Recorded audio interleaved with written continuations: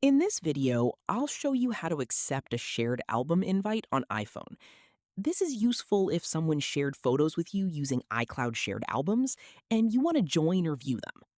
So, um, First, open the Settings app on your iPhone. Scroll down and tap on Photos. Now, make sure Shared Albums is turned on. If this setting is disabled, you won't be able to accept album invites. Once that's enabled, open the Photos app. Tap on Albums at the bottom. Now scroll down until you see the Shared Album section. Then tap See All. Here, you'll find any pending shared album invitations. After that, tap on the three dots in the top right corner. Just tap on the invite, and again tap on Invite People, write the name, tap on Add, then select Accept to join the album. But now I don't want it, so I will skip it.